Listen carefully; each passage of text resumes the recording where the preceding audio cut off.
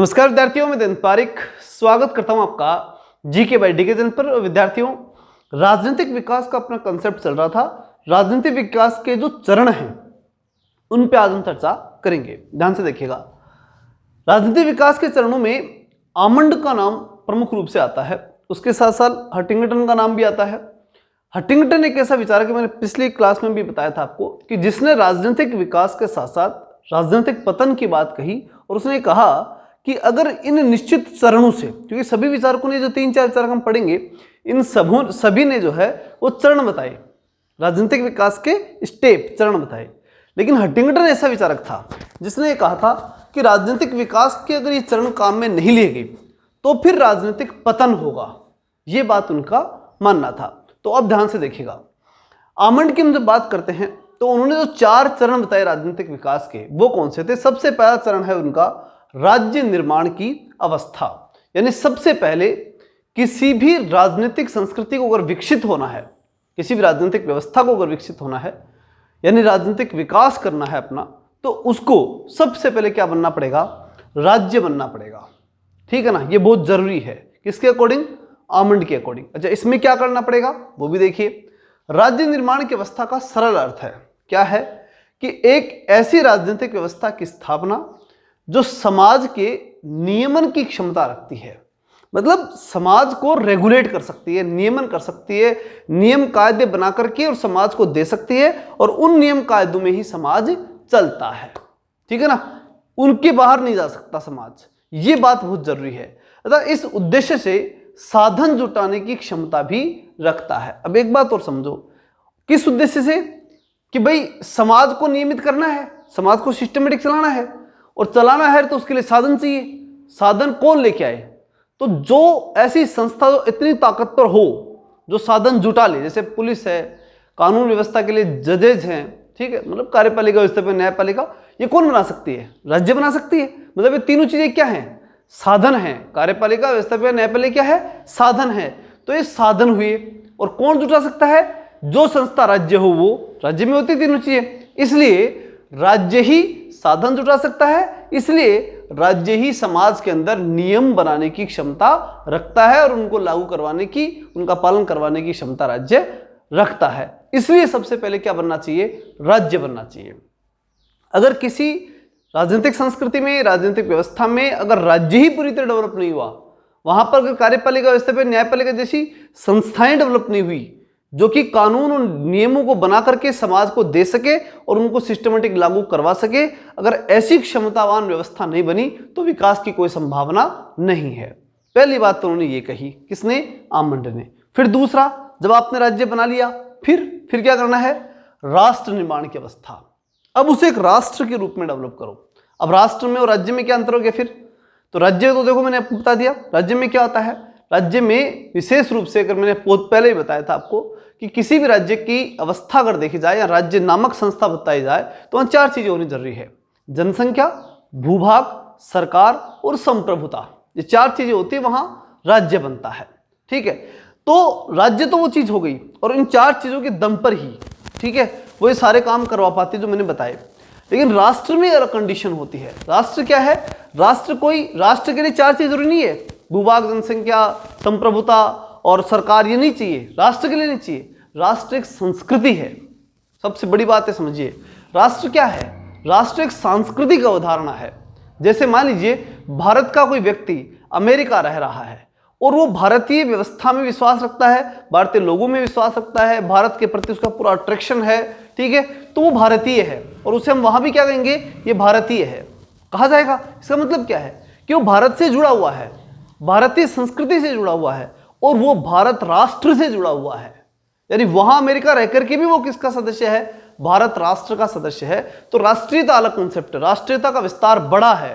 कहीं भी रहे कोई व्यक्ति, ठीक है, वो भी राष्ट्र में शामिल हो सकता है, अगर उस सभ्यता और संस्कृति के प्रति उसका जो है अगर अभिमुखीकरण है, ओरिएंटेशन अगर उसमें है, उसे वो जुड़ा रहना चाहता है। ठीक, देखते हैं। राष्ट्र निर्माण की अवस्था का अर्थ है राजनीतिक विकास की ऐसी अवस्था जिसमें राजनीतिक व्यवस्था के सांस्कृतिक पक्ष का विकास हो। बड़ी बात है, ये बात बहुत महत्वपूर्ण, अंडरलाइन कर लेना इसको। सांस्कृतिक पक्ष यानी राष्ट्र एक सांस्कृतिक अवधारणा है और राज्य एक राजनीतिक अवधारणा है। राज्य के माध्यम से जनता को रेगुलेट किया जाता है, नियमित किया जाता है, जो मैंने बताया समाज को नियमित किया जाता है, और राष्ट्र के माध्यम से सांस्कृतिक जुड़ाव होता है। कहीं पर भी कोई भी व्यक्ति हो वो ऑटोमेटिक क्या हो जाता है, जुड़ जाता है। इसलिए राष्ट्र अलग कंसेप्ट है, राज्य अलग कंसेप्ट है। बहुत से लोग राष्ट्र और राष्ट्र, जैसे भारत राष्ट्र है, भारत राज्य है, तो राष्ट्र है इसका मतलब आप क्या बोल रहे हो कि दुनिया में कोई भी भारतीय रह रहा है उसकी बात कर रहे हो। और जब भारत राज्य की बात करते हो तो मतलब भारत की एक भौगोलिक सीमा है, जनसंख्या है उसकी, ठीक है, उसकी एक संप्रभुता है, उसकी एक सरकार है, और उसके दायरे में जो रह रहे हैं वो क्या कहलाएंगे, राज्य के नागरिक कहलाएंगे। दोनों बातों में बिल्कुल डिफरेंट, बहुत ज्यादा अंतर पाया जाता है और समझ में आएगी आपके। इसके परिणाम स्वरूप व्यक्ति स्थानीय व्यवस्थाओं की तुलना में विस्तृत केंद्रीय व्यवस्था के प्रति अपनी भक्ति और निष्ठा को समर्पित करते हैं। वहां फिर स्थानीयता का महत्व नहीं होता। जब हमारे यहां पर सेंटर के चुनाव होते हैं ना, केंद्र के, तो हम वहां पर एक राष्ट्रीयता के भाव से जुड़ जाते हैं, पूरे भारत राष्ट्र के एक सांस्कृतिक अवधारणा से जुड़ते हैं। वहां अपने छोटे मोटे निहित स्वार्थ नहीं देखते हम फिर पूरे भारत के बारे में सोचते हैं। अगर इस प्रकार का कोई निर्णय हो जाए जो पूरे भारत के लिए समग्र विकास वाला हो या सबके हित में दिखाई देता हो, जैसे राष्ट्रीय सुरक्षा का विषय हो सकता है, ठीक है, जैसे हमने पीओके में जाकर के और पिछली बार जब अटैक किया था तो ऑटोमेटिक सारा भारतीय समाज किधर जुड़ गया, मोदी जी की तरफ जुड़ गया। ये क्या था, ये सांस्कृतिक जुड़ाव कि भारत के प्रति एक अगाध श्रद्धा, भारत राष्ट्र के प्रति श्रद्धा। वहां स्थानीयता का कोई महत्व नहीं रहता। स्थानीय स्तर पे क्या हुआ नहीं हुआ, सिलेंडर कितने का बिक रहा है, वो चीजें नहीं देखी जाती। क्यों नहीं देखा जाती, क्योंकि वो है ही विषय अलग है। अगर आपको छोटी मोटी आवश्यकताएं पूरी करनी है तो वहां सेंटर नहीं करता, उसके लिए स्टेट बनाए हैं, राज्य सरकारें होती हैं, राज्य सरकारों की पॉलिसियां होती हैं, उनसे आप अपनी आवश्यकताएं पूरी कीजिए। केंद्र सरकार पूरे राष्ट्र की जिम्मेदारी लेके चलती है। और जैसे कल परसों में एक वो बिहार के कोई नेता उभर रहे हैं, उनका एक भाषण सुना, उन्होंने कहा कि बिहार के लिए प्रधानमंत्री जी ने क्या किया। हालांकि वो अपने स्तर पे सही है कि भाई भारत बिहार के लिए एक मीटिंग भी नहीं की, वो अपने स्तर पे सही हो सकते हैं, लेकिन अगर कोई व्यक्ति अगर गहराई से इस बात को समझता है कि केंद्र का जो दायित्व है ना, सेंट्रल गवर्नमेंट का, वो दायित्व किसी राज्य विशेष का विकास करना नहीं होता, उनका दायित्व होता है पूरे भारत का विकास करना। आप बिहार पे मीटिंग करेंगे तो राजस्थान वाले नहीं कहेंगे कि हमारे लिए मीटिंग नहीं की। ये चीजें नहीं चलती, क्योंकि राष्ट्रीयता का कंसेप्ट और राज्य का कंसेप्ट लेके उनको चलना पड़ता है। वहां स्थानीय मुद्दे बिल्कुल नहीं होते। विशेष रूप से जब आप राष्ट्रीय अवधारणा के ऊपर बात करेंगे तो स्थानीय मुद्दे बिल्कुल गायब होते हैं, और उसमें फिर पूरे राष्ट्र यानी पूरी एक संस्कृति के बारे में, यहां तक कि विदेशों में रहने वाले जो भारतीय उनके बारे में भी सोचा जाता है। आप विचार कीजिए, बहुत से लोग ऐसे होते हैं जो भारत से बाहर जाकर के और भारत की वहां जब रह रहे हैं तो वहां की नागरिकता ले लेते हैं विदेशों की, और फिर वहां संकट आता है ना तो भारत की तरफ भागते हैं। ये क्या है, ये वो राष्ट्र की अवधारणा। और फिर भारत उनको सपोर्ट भी करता है और वहां से लेके भी आता है कई लोगों को, वो वहां के नागरिक होने के बाद भी लेके आता है। तो इसका मतलब क्या है, ये राष्ट्र की अवधारणा कि वो वहां राज्य से तो जुड़े लेकिन उनकी राष्ट्रीयता या राष्ट्र का भाव जो है वो आज भी उनका किसके प्रति ज्यादा है, भारत के प्रति है। ये कहलाता है। समझ में आ गई। तो राष्ट्र क्या है, सांस्कृतिक अवधारणा, और राज्य क्या है, राजनीतिक अवधारणा। दोनों को अच्छे समझ लीजिए। अगली बात जो आती है वो प्रमुख रूप से आती है सहभागिता की अवस्था। पहले आप राज्य बनाओ आमंड के अकॉर्डिंग, फिर आप राष्ट्र बनाओ, और जब राष्ट्र बना चुके हो फिर आप सहभागिता लेके आओ। राष्ट्र में तो लोग रह रहे हैं, राष्ट्र बना दिया ना आपने, और राष्ट्र का मतलब मैंने बता दिया कि दुनिया में कहीं भी रह रहा है अगर कोई भारतीय है तो वो आपका सदस्य है, आपके राष्ट्र का सदस्य है। तो फिर आपको सहभागिता लानी है, सबको साथ में जोड़ना है। अगर कोई अमेरिका में भी कमा रहा है ना तो उसके अंदर भी उससे भी हम कांटेक्ट करें, उससे कहें कि आप राष्ट्र के विकास में सहयोग करें और इस भारतीय संस्कृति के विकास में आप सहयोग करें। यानी कि भारत सांस्कृतिक अवधारणा ही हुई वो, तो इसलिए हम कह सकते हैं डायरेक्ट जाकर के उसको कि आप भारत के विकास में सहयोग करें। ये सहभागिता की अवस्था कहलाती है। तो किसी भी राष्ट्र के, या ये कह सकते हैं किसी भी राजनीतिक विकास की अवधारणा की हम बात करें तो तीसरा स्तर आता है, वो कौन सा होता है, सहभागिता का। सहभागिता की अवस्था का अर्थ है राजनीतिक व्यवस्था का ऐसा विकास, किसी भी राजनीतिक व्यवस्था का ऐसा विकास जिसके द्वारा निर्णय निर्माण की प्रक्रिया में, डिसीजन मेकिंग की जो प्रोसेस होती है उसमें व्यक्ति और समूह की भागीदारी का विस्तार होता है। यानी आप जो भी राज्य या राष्ट्र आपने डेवलप कर लिया, पहले राज्य का डेवलप करोगे, फिर राष्ट्र बनाओगे, इसको भावनात्मक रूप से सबको आपस में जोड़ोगे। यही तो हुआ राष्ट्र। मतलब क्या है, एक राष्ट्र, एक भाव से जुड़ जाना। भारतीयता एक भाव है, उससे सब जुड़ जाना। तो वो दूसरा डेवलप वो करोगे, और जब भारतीयता का विकास आपने कर लिया है किसी राष्ट्र के बारे में, अगर आपने एक विचार डेवलप कर लिया, तो उसके बाद तीसरा डेवलप आता है कि आप राजनीतिक व्यवस्था में भागीदार हो। वो राष्ट्र के सारे लोग, वो सब के सब राजनीतिक व्यवस्था के अंदर भागीदार हो सकें। तो वो क्या कराता है? सहभागिता का स्तर।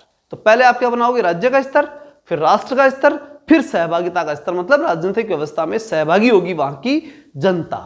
चौथे चरण की हम बात करें तो यह है कि वितरण की अवस्था। इसका मतलब क्या है? वितरण की अवस्था का मतलब है कि जब आप 3 चरण पूरे कर लो, उसके बाद आपको लगे कि आज समाज पूरी तरह से सहभागी हुआ है। पहले सारा समाज सहभागी नहीं था, जैसे SC ST OBC के लोग कभी सहभागी नहीं रहे होंगे, अब सहभागिता बढ़ गई होगी। आदिवासी क्षेत्र के लोग अब ज्यादा सहभागी हुए होंगे, सब राजनीतिक व्यवस्था में जुड़े होंगे। ठीक, तो फिर आपको क्या करना पड़ेगा? फिर आपको वो संसाधन जो अब तक लोगों को बांट रहे थे उनका फिर से पुनर्वितरण करना पड़ेगा। जैसे कि आरक्षण दिया गया, फिर उसके बाद में पिछले कई वर्षों से ऐसा लगा कि जनरल के बहुत से लोग हैं जिनको उनका विकास नहीं हो पा रहा, तो फिर EWS के लिए आरक्षण लेके आए। इसका मतलब क्या है? पुनर्वितरण हुआ कि नहीं हुआ? आज OBC को ऐसा लग रहा है, तो फिर आने वाले वर्षों में फिर से उसका पुनर्वितरण हो सकता है। तो जो पुनर्वितरण होता है वो क्या है? वो ये है कि वितरण की अवस्था ऐसी होनी चाहिए कि एक राजनीतिक व्यवस्था लोगों की डिमांड को देख करके और लोगों की स्थिति को देख करके बार बार जो है वितरण को सुधारती रहे, और वितरण में कहीं खामियां हो गई हैं समय विशेष से, तो उनको सुधारते हुए आगे बढ़ती रहे। ऐसी व्यवस्था एक राजनीतिक व्यवस्था में आ जानी चाहिए कि वो उस वितरण को समझ करके और बराबर रूप से लोगों का सही सही वितरण करती चली जाए और आगे बढ़ती चली जाए। फिर अगर बाद में और कोई दिक्कत आए तो और चेंज करती जाए, और ऐसा चलता रहे। ऐसी जागृत राजनीतिक व्यवस्था होनी चाहिए, तब विकास की असली अवस्था पहुंचती है। तो जब किसी राजनीतिक, और देखो विशेष रूप से तो मैं कहूं कि जरूरत ही नहीं पड़ती, विकसित राजनीतिक व्यवस्थाओं में वितरण की आवश्यकता नहीं पड़ती, क्योंकि लोगों को चाहिए ही नहीं, लोग अपने दम पे खड़े रहते हैं, उनको कोई गवर्नमेंट जॉब की जरूरत नहीं पड़ती। हमारे यहाँ जो गवर्नमेंट जॉब की आवश्यकता है उत्तर भारत में ज्यादा है। अगर आप गुजरात में जाएंगे तो मैं कह रहा हूँ गुजरात और जो दक्षिण भारत के कई स्टेट ऐसे हैं, ठीक है, जो राजनीतिक गवर्नमेंट जॉब पे विश्वास नहीं करते, वो अपना कमा रहे हैं, चला रहा है। और ज्यादातर लोग जो हैं वो, मैं बता रहा हूँ आपको कि प्राइवेट जॉब में ज्यादा आस्था रखते हैं, गवर्नमेंट जॉब पे ध्यान नहीं देते, जितना कि उत्तर भारत में है उसके अनुपात में तो बहुत कम है वहां। इसका रीजन क्या है? क्योंकि वो विकसित अवस्था में जा रहे हैं, और जैसे जैसे विकास चलता जाएगा, विकास की अवस्था में पार करते चले जाएंगे, उनके राजनीतिक विकास भी ऑटोमेटिक आता चला जाएगा, और फिर उन्हें वितरण नहीं चाहिए। ये चौथी अवस्था अपने आप पूरी जाती है, चाहिए ही नहीं उनको चौथी अवस्था, ठीक है ना, जब विकास की अवस्था पहुंच जाती है तब। तो जब किसी राजनीतिक व्यवस्था में व्यक्ति और समूह की भागीदारी में, वैसे व्यक्ति और समूह की भागीदार बढ़ती जा रही है, लगातार वृद्धि हो रही है, लोग ज्यादा ज्यादा भागीदार होते रहे हैं, तो सार्वजनिक हित में मूल्य के वितरण को और पुनः जो मूल्य का वितरण हो रहा है उसको पुनः निर्धारित करने के लिए दबाव बनता है कि जो आज तक वैल्यू समाज को दी गई है उसे फिर से वितरित करो, सही रूप में बांटो, क्योंकि कुछ लोगों को आज तक मूल्य नहीं मिला था, ऐसा मान करके फिर से वितरण कर दिया जाता है। राजनीतिक विकास की प्रक्रिया में वितरण की अवस्था राजनीतिक व्यवस्था के संरचनात्मक और कार्यात्मक दो विविधीकरण पैदा करती है। भाई अगर आपको वितरण करना है तो संरचना नहीं बनानी पड़ेगी, कार्य नहीं बनाने पड़ेंगे, और संरचना नहीं बनेगी, उसमें कार्य नहीं होंगे, तो उनमें स्पेशलाइजेशन भी आएगा। जैसे व्यवस्था व्यय कानून बनाने का काम करती है, व्यवस्था व्यय क्या है? संरचना, उसमें उसका काम क्या है? कानून बनाना, तो ये कार्यात्मकता हो गई, और कानून बनाते बनाते क्या बनेगी? वो स्पेशलिस्ट बन जाएगी, तो विशिष्टीकरण। तो ये तीन चीजें उसके अंदर आना शुरू हो जाती है। मतलब ये कि वितरण बढ़िया तरीके से करना शुरू कर देते हैं। वितरण की अवस्था का मतलब यही है कि वहां संरचना, कार्य और विशिष्टीकरण, ये तीन चीजें आ जाती हैं। संरचनाएं बनना शुरू हो जाती है, वो संरचनाएं काम करना शुरू कर देती हैं, और काम करते करते वो एक्सपर्ट हो जाती हैं वो संरचनाएं, ये चीजें उसके अंदर आ जाती हैं। तो इस प्रकार से हम देखें तो आमंड ने तो कितने प्रकार बताए? 4। आमंड के अकॉर्डिंग राजनीतिक विकास के चरण जो है ना, वो कितने हैं? 4 चरण हैं। कौन कौन से? पहला राज्य निर्माण करो, फिर राष्ट्र निर्माण करो, उसके बाद में आपको जो है वो करना है सहभागिता की अवस्था, और चौथा आपका वितरण की अवस्था। ठीक, इनमें से देखिए बीच में डिस्टर्ब नहीं हो सकता, क्रम वही लगभग रहता है और रेगुलर रहता है। हालांकि ये लोग ऐसा तो नहीं कहते कि अगर क्रम ये नहीं रहा तो विकास नहीं होगा या पतन हो जाएगा, वो तो काम तो हंटिंगटन ने कहा कि अगर क्रम से ऐसे नहीं आया तो पतन हो जाएगा। ठीक, लेकिन ये लोग ये कहते हैं कि क्रम यही रहना चाहिए, अगर प्रयास करें तो अधिकतम क्रम यही हो, ऐसा ये मानते हैं। तो आमंड भी ऐसा ही मानते हैं। अगली बात, फिर आते हैं आर्गेन्स्की। आर्गेन्स्की ने क्या कहा? आर्गेन्स्की ने पुस्तक लिखी स्टेज ऑफ पॉलिटिकल डेवलपमेंट, ठीक। तो स्टेज की वही चरण, ठीक है, पॉलिटिकल डेवलपमेंट के चरण। अब ये दो किताबों के नाम आपको ध्यान रखने हैं, ठीक है। तो ये ध्यान रखना, स्टेज के ऊपर क्या लग गई, आग लग गई। याद रखने के दृष्टिकोण से ऐसा करना पड़ेगा, क्योंकि सबने स्टेज बताई है, स्टेज तो सबने बताई है, लेकिन किताबें सबके अलग अलग हैं। तो आपको ध्यान रखना पड़ेगा, आग लग गई कहाँ, स्टेज पे। तो स्टेज ऑफ पॉलिटिकल डेवलपमेंट, ऐसे कैसे, इसको याद रख लो। राजनीतिक विकास के 4 चरण उसने बताए। सबसे पहला है आदिम एकीकरण की राजनीति। सबसे पहली जो राजनीति है वो कौन सी है, आदिम एकीकरण की राजनीति है। इसमें क्या होता है, यह संपूर्ण राजनीतिक विकास की प्रथम अवस्था है। संपूर्ण राजनीतिक विकास अकॉर्डिंग टू आर्गेन्स्की बोल रहा हूं मैं, ठीक है। तो आर्गेन्स्की शुरुआत कहां से करेगा, आदिम एकीकरण से। ऐसे आर्गेन्स्की और ऐसे ही आदिम समाज, बस यहां से ध्यान रखना कि आदिम एकीकरण की राजनीति की बात करते हैं, यानी कि सबसे पहले आपको क्या करना है कि जो आदिम समाज है या आदिम अवस्था है उसका एकीकरण करो। सबसे पहले शुरुआती एक तरह से इनिशियल स्टेज होता है सबको आदिम अवस्था के लोगों को इकट्ठा करना। एक संपूर्ण राजनीतिक विकास की प्रथम अवस्था यह है, और राजनीतिक विकास की इस अवस्था में राज्य की प्रभुसत्ता की सर्वोच्चता स्थापित की जाती है। मतलब राज्य को सब कुछ माना जाता है। सबसे पहला काम यह किया जाता है कि जो बिखरा हुआ समाज है ना, उसको इकट्ठा करके और सबको जोड़ करके और एक राज्य नामक संस्था बनाना, और ये कहना कि राज्य ही सब कुछ है, इसके पास संप्रभुता है, यह आपको आदेश देगा, आपको इसकी बात माननी है। यह बात इसके अंदर होती है। जैसे हमने पहले क्या पढ़ा था, राज्य, जैसे अमन ने भी ये बात कही थी, क्या कहा था अमन ने, क्या कहा, राज्य निर्माण की अवस्था। उसी को इसने क्या नाम दे दिया, आदिम एकीकरण की अवस्था। बात वही है, वही समाज को एक करके राज्य बनाना है, ठीक है। तो राज्य की प्रभुसत्ता की सर्वोच्चता स्थापित होती है, और यह संपूर्ण राजनीतिक व्यवस्था को एकत्व और स्थायित्व देता है। संपूर्ण राजनीतिक व्यवस्था एक हो जाती है। राज्य बन गया तो सब कुछ किसके अंडर में आ गए, राज्य के अंडर में आ गए, तो सब कुछ क्या हो गया, एकत्व आ गया सब में, ठीक है ना। तो इस प्रकार से इसको हम क्या नाम दे दिया, आर्गेन्स्की ने आदिम एकीकरण की राजनीति। बाकी बात वही है, वही राज्य निर्माण की अवस्था ही है। फिर दूसरा औद्योगिकरण की राजनीति। आर्गेन्स्की जो है वो इसके अंदर दूसरा चरण मानता है औद्योगिकरण। अब औद्योगिकरण की राजनीति की बात क्या, कि बड़ी मात्रा में पूंजी का संचय किया जाता है। भाई राज्य तो बन गया, अब व्यापार होगा वहां, ठीक। तो बड़ी मात्रा में पूंजी का संचय होगा, और राष्ट्रीय स्तर पर, देखो बात वही हो गया ना, अब राष्ट्रीय स्तर चालू हो गया। औद्योगिकरण और तीव्र आर्थिक विकास की प्रक्रिया की शुरुआत होती है। आर्थिक विकास की शुरुआत होती है, ठीक। यहाँ के लोग बाहर जाएंगे, बाहर कमाएंगे, यहाँ के यहाँ कमाएंगे, बाहर से कमा करके पैसा यहाँ भेजेंगे, तो ये राष्ट्रीय स्तर है, ठीक है।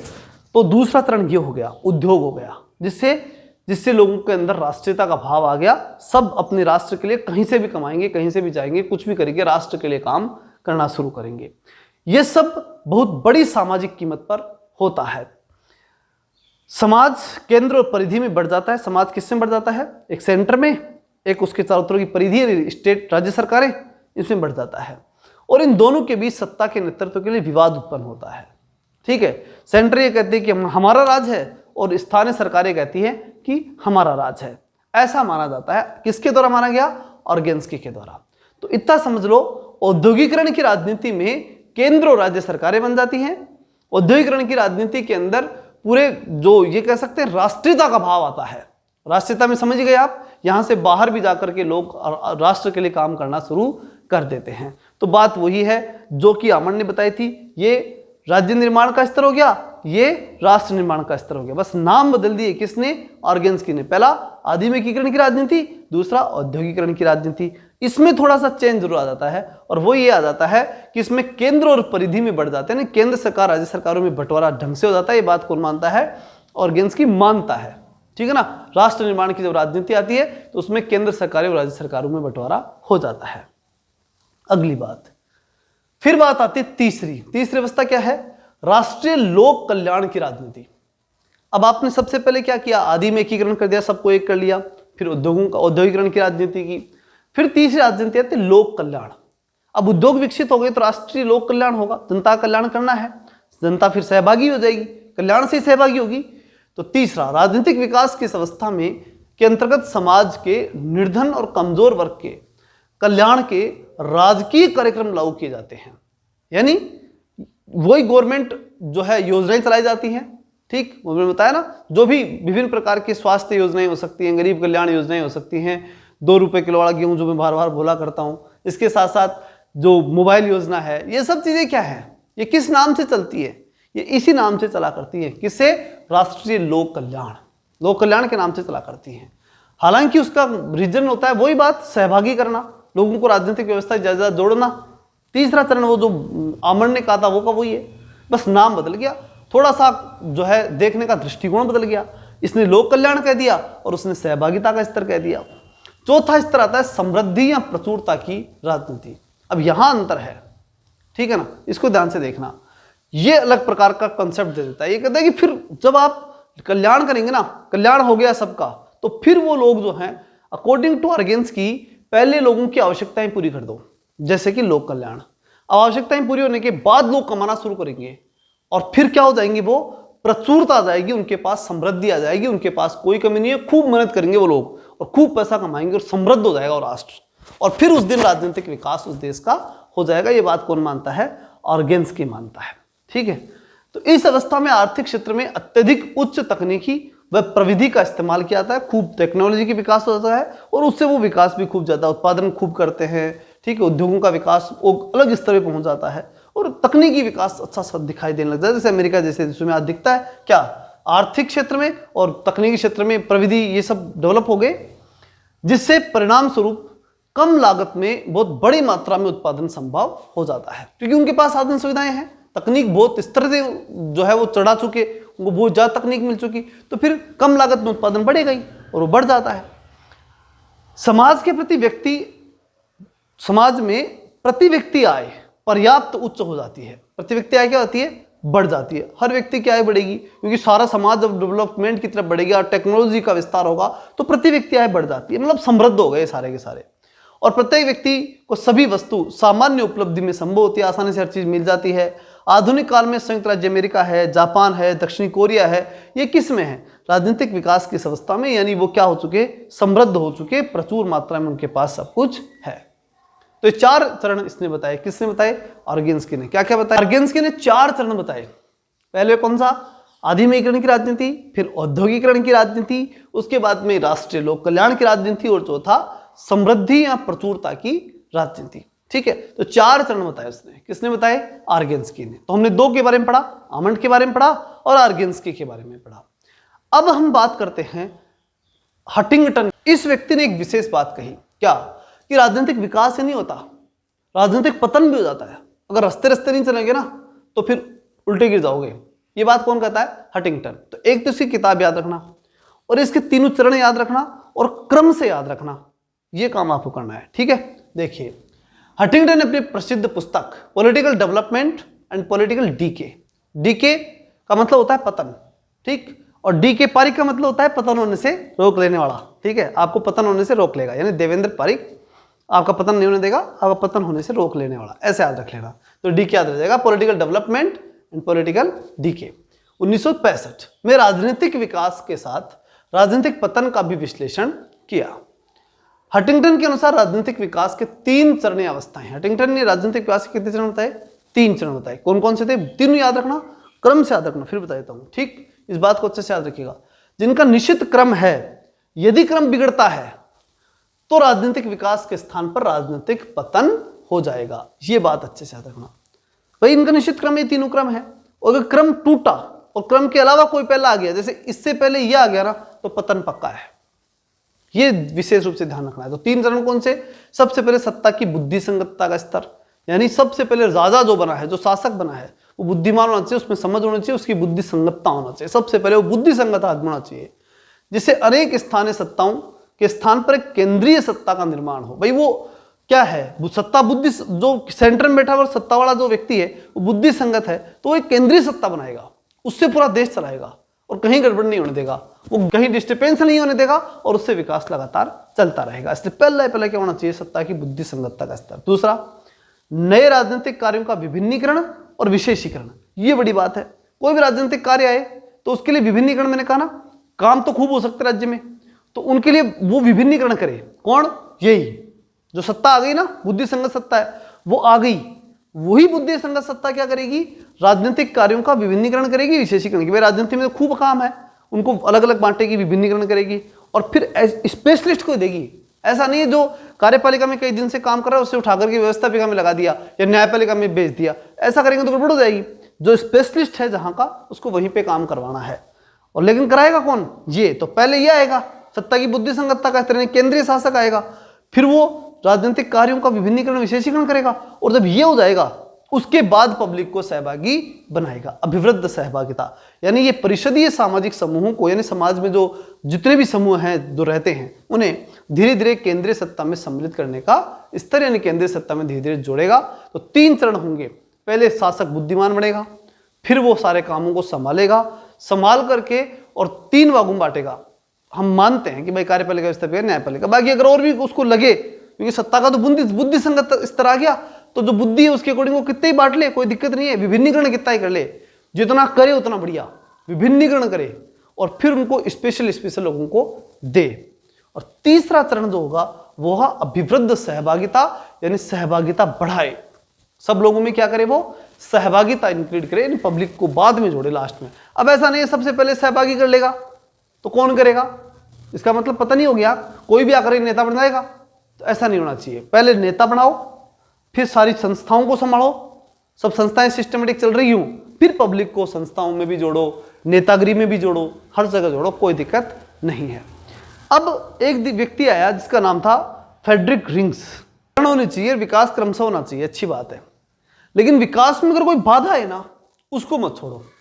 वो फंदा है, वो बाधा अगर छोड़ दी तो आगे जाकर आपको फंसेगा, वहां आपको डालेगा, आपको जो है एक तरह से कह सकते हो आपका पतन कर देगा। तो बाधाओं को रोको। ये बात कौन कहता है?